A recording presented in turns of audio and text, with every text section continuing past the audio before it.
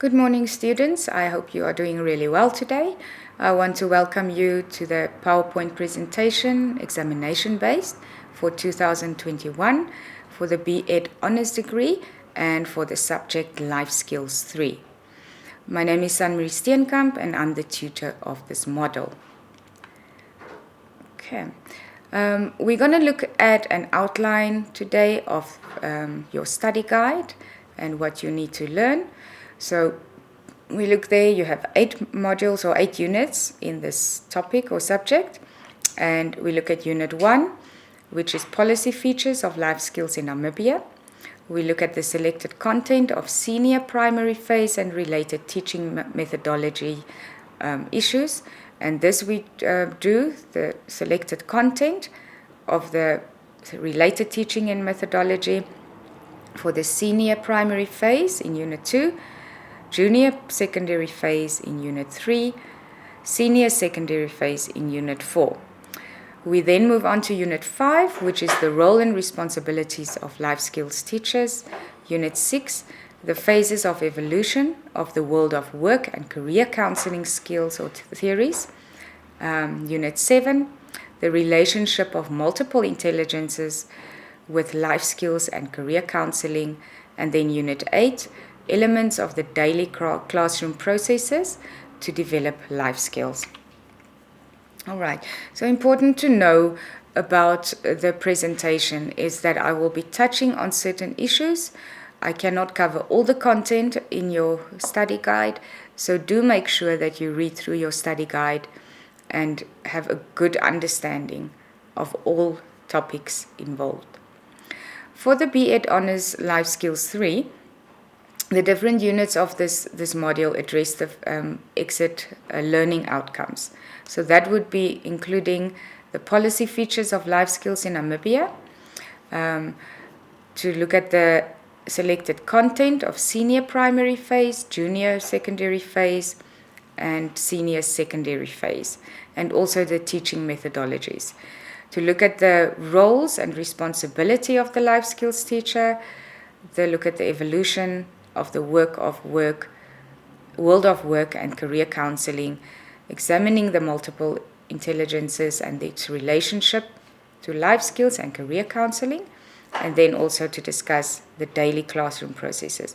So the exit learning outcomes align with the names or titles and content of each of the modules or units in your study guide. All right, we're going to quickly talk about some technical issues related to your assignment and to the examinations. So for assignments, it's very important that when you write or type, that you only do that on one page, as to make marking easier. When you do use a computer, make sure that you have your grammar and spelling checked. Staple your papers in the left top corner. Clearly number the questions and subsections as well as the pages. At this point of your studies, this should come as a logic for you. You write your title and of the assignment on the cover. Clearly write your name and subject code on the cover as well, and you do not staple different assignments together. Follow all the instructions for assignments that is given to you when you receive your assignment. In other words, you will be expected to complete the cover page that is provided by ILL. You should have a table of contents. Again, at this level of study, this is expected to be known. You have gone through several years of study already. Table of contents, introduction, the main body of assignment content, and then the conclusion with bibliography or references of sources. Right, you will be penalized if you do not include all of this in your assignment. Plagiarism is one of the greatest things that we struggle with as tutors.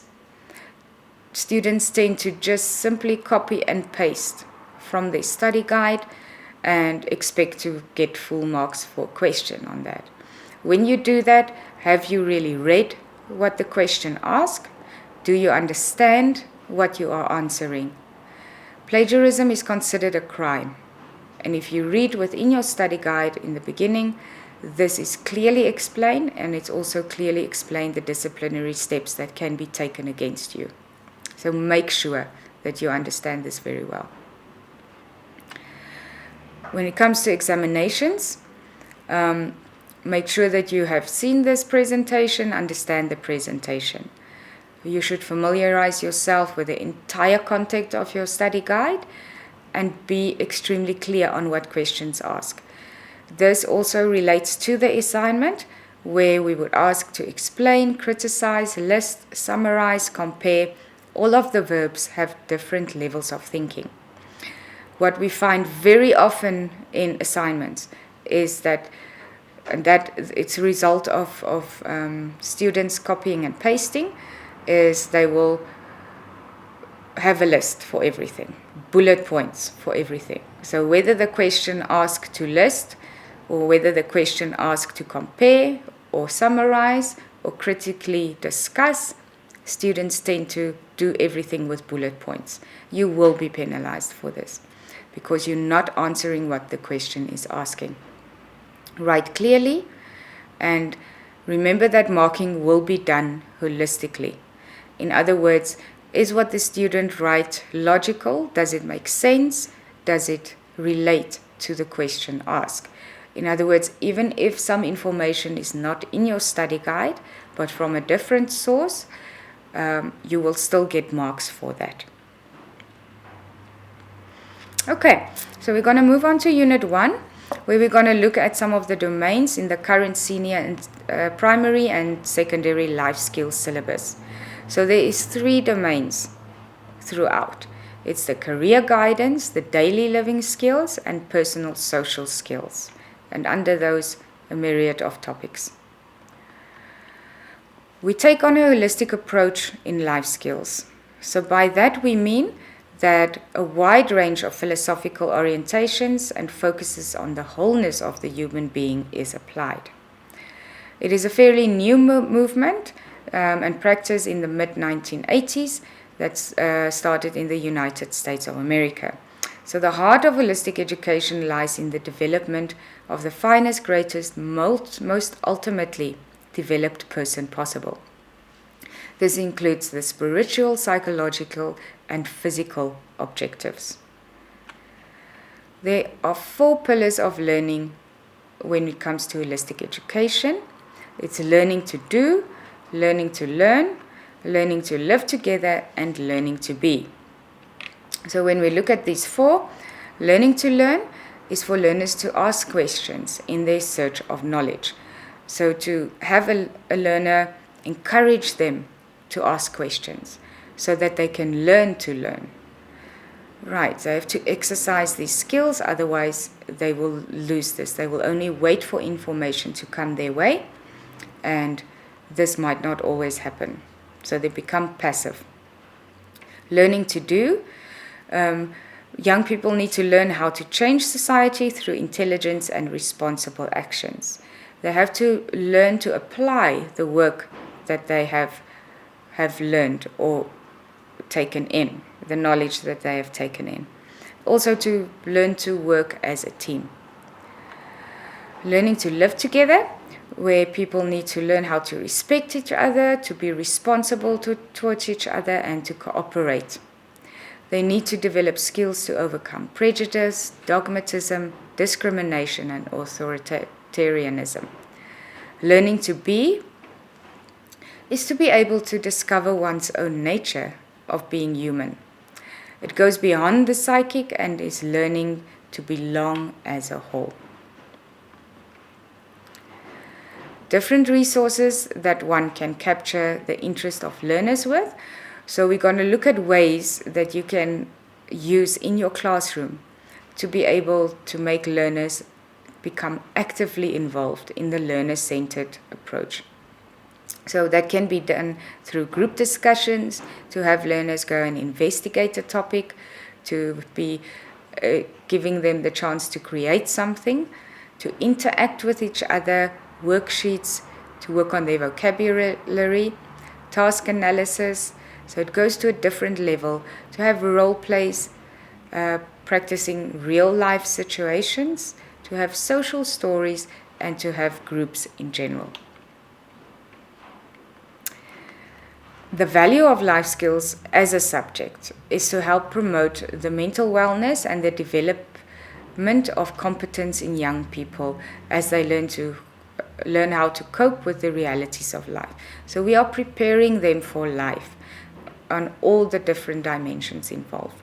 They will be able to translate the knowledge that they learned, attitudes and values into healthy behavior. They should acquire the ability to reduce health risks and adopt healthy behavior that will improve their lives in general. The only way they can do this is if the knowledge is taught to them, the lessons is taught to them. Otherwise, they won't have the ability to make certain choices. Learners need to be able to say no to negative peer pressure and pressure to engage in a sexual relationship at an early age. Which I just spoke about is the learner-centered paradigm. So what that means is that over the past decade or 2 decades or so, the teacher-centered approach that was content-driven has changed very much to a learner-centered and learning process-driven method. So in other words, that means learners are actively engaged in the learning experience. So they don't only learn the content, but they engage in the process of how to learn and how to develop lifelong learning skills. So active participants, where the teacher becomes less of an instructor to telling the learners just what to do.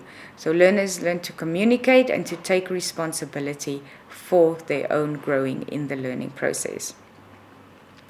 The teacher's role changes from the one who knows everything to being a mediator who assumes some of the roles.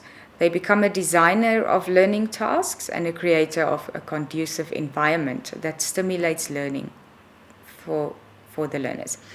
They work as a guide that works side by side with the learners, so very much a supportive role that you take in, and also as an evaluator of the learner's outcomes by using assessments and feedbacks to the learner as for them to improve their learning processes. Learners spend less time receiving instructions or information and more time engaging in activities.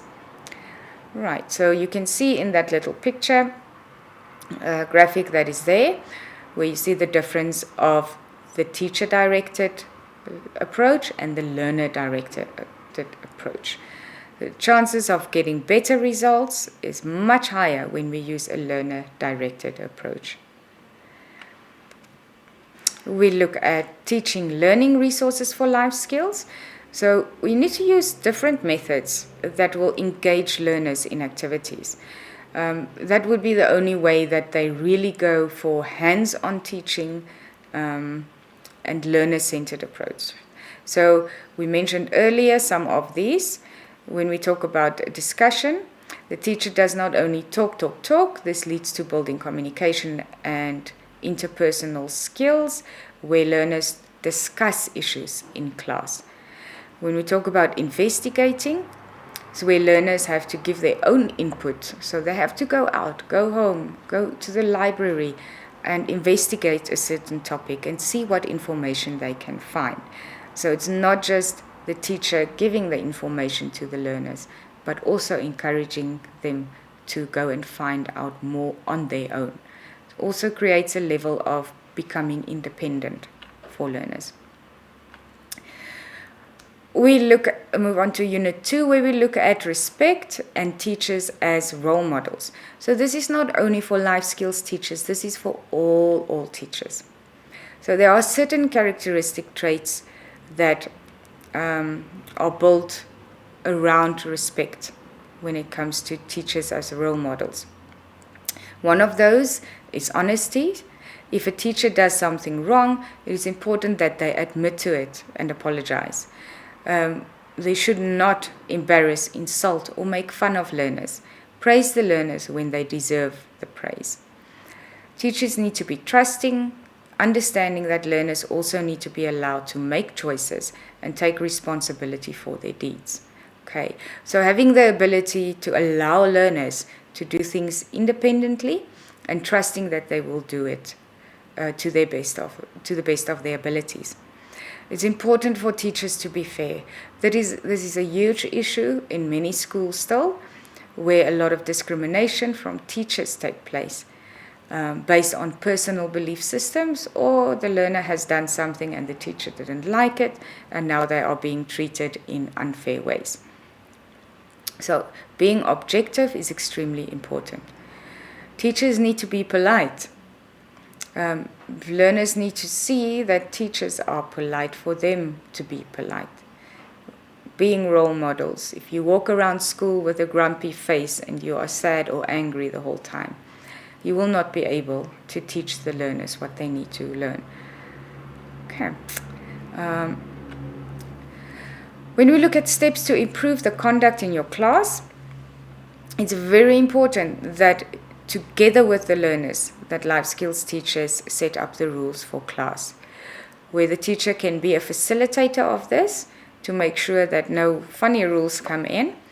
It is important that learners be involved in the rules.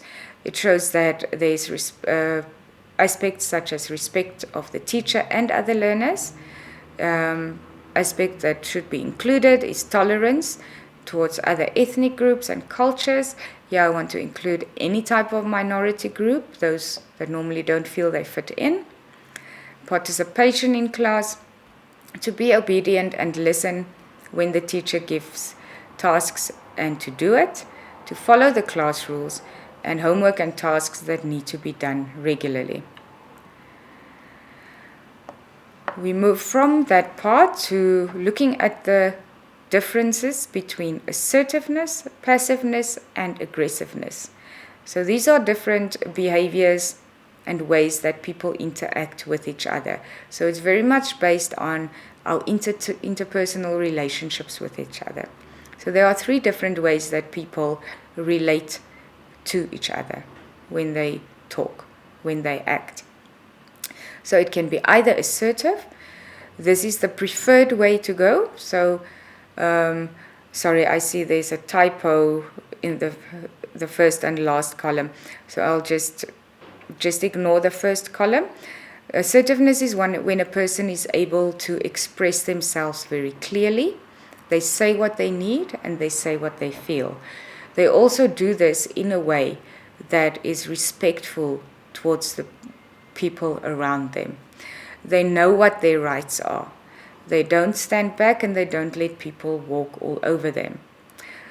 Assertive people use sentences very clearly by starting them with, I feel that what you have done right now is not correct, and it has caused me a lot of complications in doing my own work.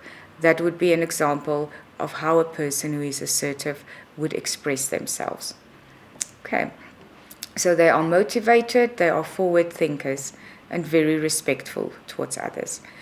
In comparison, we get passiveness and aggressiveness. So passiveness is when people is very much low in self-confidence. So this is the type of behavior that come up. Passive people tend to agree. So to me, passive is the opposite of active, né? So they just agree to others' wishes and they don't consider their own individual rights. They have a need to be accepted by others, so they will just do anything to please others without considering their own needs. The aggressive person, on the other side of the scale, has a tendency and need to show themselves, to show their power. They talk loud, they might scream, glare, or become hostile towards others. When they ask questions, it's often in a way that threatens the person. They might point fingers, be intimidating through their facial and body language. Right, we're going to look a little bit at bullying of others. This is something that seems to be also on the increase in schools, and it is really reason for concern. The life skills teacher play an important part here to teach learners about bullying and raising awareness of bullying, to get learners to speak up about bullying. So many times when people have been bullied at school, they still feel the effects long after they have finished school. Some of the short-term effects of bullying include stress, depression, anxiety, anger, dropping out of school, feelings of worthlessness, and suicide. It can get to that point where people become suicidal. Long-term effects is a constant feeling of insecurity, lack of trust in others, extreme sensitivity, mental illness, and feelings of wanting to take revenge. Another important one that one can put under long-term effects is the effect that bullying will have on people's future relationships. All right, we move on to unemployment. Can be in Namibia or across the world. So we know that have been increasing over the past few months as a result of COVID, or the last year as a result of COVID. Causes of unemployment can be then economic recession, welfare payment, changing of technology, economic inflation, job satisfaction, employee values, racial discrimination, illness, and lack of motivation to find work. So we can also then include recent changes to the world, like a global pandemic. Reasons why adolescents engage in sexual activities. Many times there's a lack of guidance and monitoring. So adolescents might decide to engage more often and more early in sexual activity because they did not get any guidance and monitoring from their parents. Peer pressure is another one, curiosity, a desire for intimacy, a history of sexual abuse, and a history of alcohol or drug abuse. Another one that needs to be added to this one is that adolescents may not have received comprehensive sexual education in schools that aims to get young people and adolescents to understand the risks involved in becoming sexually active, revolving around STDs and STIs. And this happens a lot because life skills teachers may not feel that the content of the comprehensive sexual education may be relevant, or it might be based on personal belief systems. However, we then keep information back that might be very important to the health of the learner. We're going to move on to medical contraceptives methods that are available for men and women. Many times we think that contraceptive methods just for men includes condoms, but there are many more involved, right? So you get combined oral contraceptives, you get a progestogen only, which is a mini pill, implants for women, progestogen injections, which normally I think are given monthly, intrauterine devices. You can see a picture there of one. It's the plastic one in the top corner above the condom. Male condoms, female condoms, a vasectomy, which is a small procedure that is being done for men, and then female sterilization. Okay, in Unit 4 we also look at some of the teaching methodologies and aspects involved there. So here we talk about sensory and short-term memory. It's not the only two types of memories that we have. There are more, so please go and read in your study guide. So sensory memory is the first stage of memory.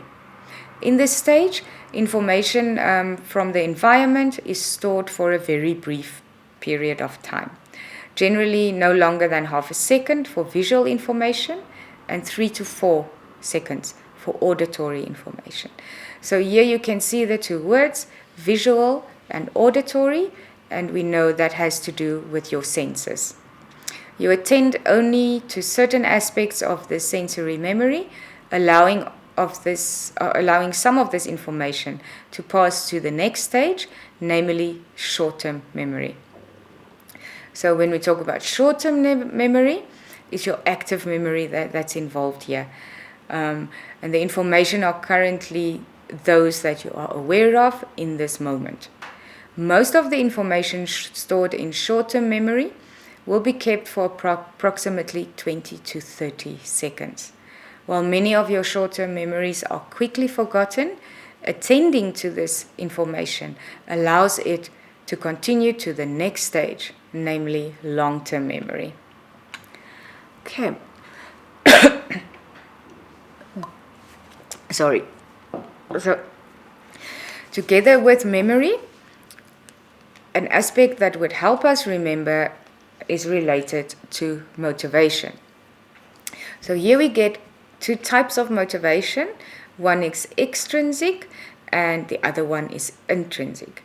So when we talk about extrinsic motivation, it means that it is motivations that arise from outside. The term extrinsic, when we think of exiting, external, it comes from outside of the individual. It often includes rewards, can be money, trophies, diplomas, certificates, social recognition, and praise. Extrinsic motivators can lead to reducing a person's intrinsic motivation. So it has its advantages, but it can also work against a person. Intrinsic motivation are those that come from inside of a person. In other words, it's a natural thing that happens, and you do not expect some kind of reward coming from outside. It's a critical element for a person to develop on a cognitive, social, and physical level. It refers to the motivation that is driven by an interest or enjoyment for the task. We move on to Unit 5, and now very important for you as a life skill is to know what your roles are and what your responsibilities are. So mainly, when we look at this skills, there are many. This one is only focusing on you as the coordinator of the learning support group. So please go and look. There are many other responsibilities that a life skills teacher have. So in terms of the LSG, the learning support group, you become the coordinator of the teachers involved in this group, promoting the importance of learning support to all the teachers and advising and monitoring all learning support teachers, seeing that the completion of the necessary forms that you have to have by the teachers for every learner that is in need of the support is done correctly. Make sure that the observation profile form of learners are handled confidentially and also regularly updated. Making sure that a copy of the profile is added to the CUM card, the cumulative record card, on a yearly basis. The motivation of teachers to include LS activities in their daily teaching needs to be encouraged from them. And then you should also visit the classes to assist teachers with the learning support. The counselling support group sort of runs concurrently to this, and you can use this to discuss collaborative actions where children are also involved in the learning support. All right, we're moving on to the National Subject Policy Guide for Non-Promotional Subjects. So in this policy guide, it is mainly there to guide the subject management in the school, but simultaneously strive to leave scope for each individual teacher to take initiative. So the aims of the Life Skills program are to focus on the optimal holistic development with the expectation that all learners will develop life skills to cope with every day.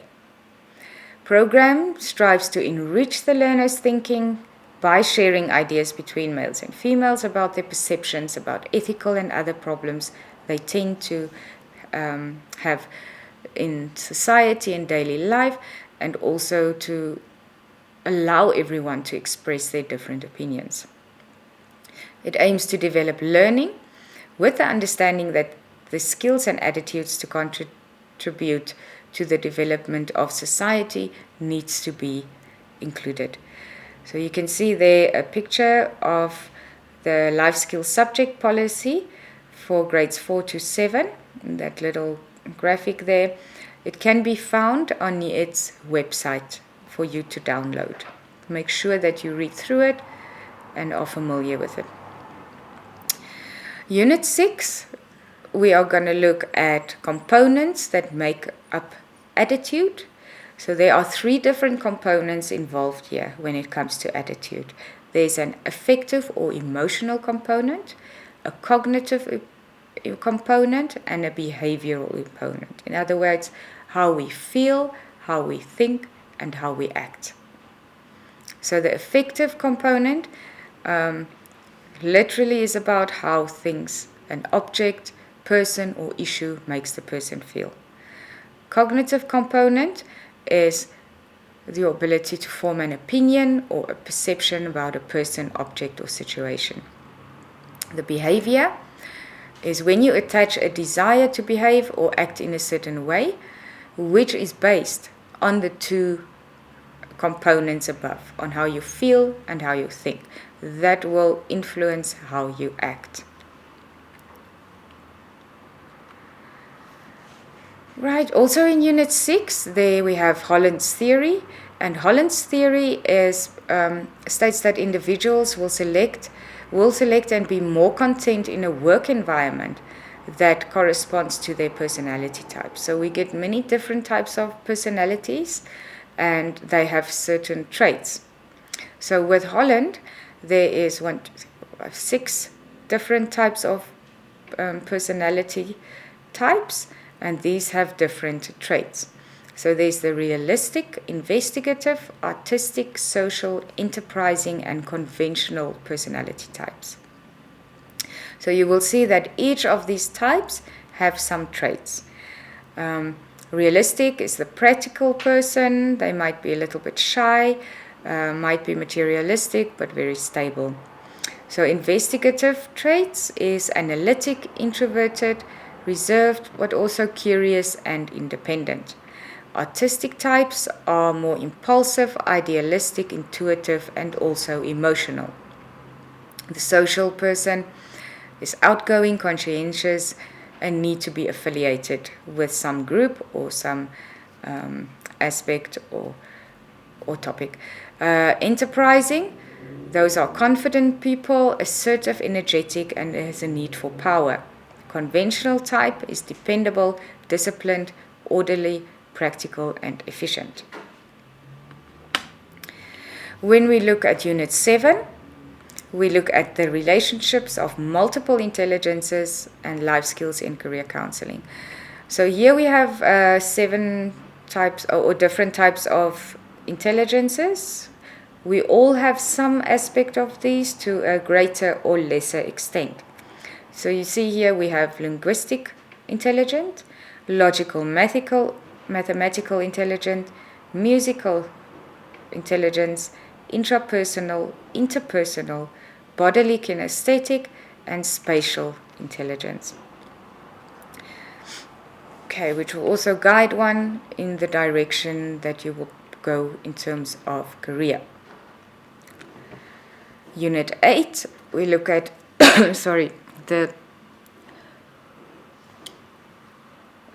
the importance of self-worth and self-esteem. But first, before we can do that, we have to look at the self-concept. So self-concept consists of the 3 different elements: self-esteem, self-confidence, and self-worth. So it would be very good, go and read up what each of these 3 mean.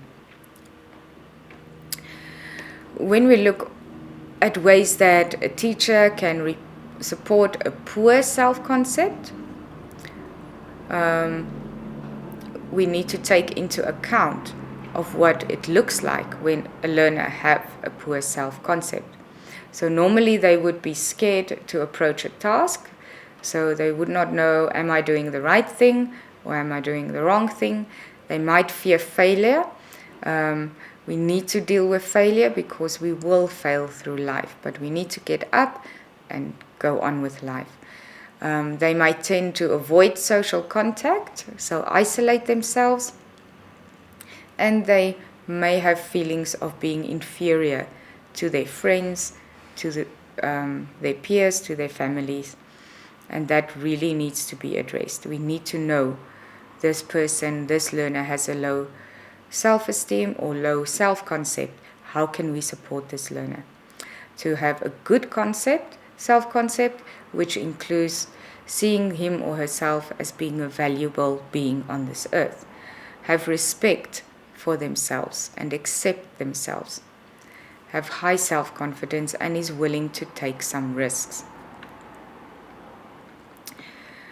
Okay, this relates to activities that you can do in class that may also help the learner to build their self-esteem. So everything flows into each other.